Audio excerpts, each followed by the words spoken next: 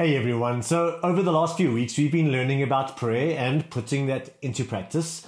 And so over the next few weeks I think it's really important that we change gears a little bit, because here's the thing, and to be honest this can be so subtle, where our Christian faith becomes about our Christianity. In other words, it becomes about the system, even the really good stuff we are supposed to do as followers of Jesus. But sometimes, somehow, in the middle of all this doing, we can lose sight of the central heart of our faith, and that is Jesus, the person. And so the weird thing is we can often have a great appetite for Christian things, but if we're really honest, we can have very little appetite for Jesus himself. And I'm really hoping that as we spend some time fixing our eyes on Jesus himself, not necessarily what he can do for us or what the so-called benefits are that we derive from him, but just him, to focus on him.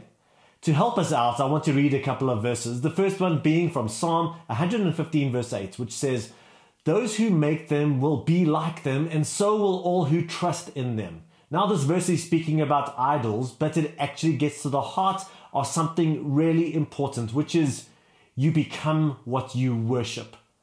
The more you focus on something, the more you invest your heart into something, the more you're actually worshipping this thing, whether it's a person or a hobby or just the usual sex, money, power, unholy trinity.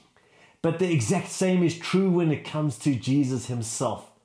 Let me show you how Paul describes this in 2 Corinthians 3 verses 18, which says, "And we all who with unveiled faces contemplate the Lord's glory, we're being transformed into his image with ever-increasing glory, which comes from the Lord, who is the Spirit."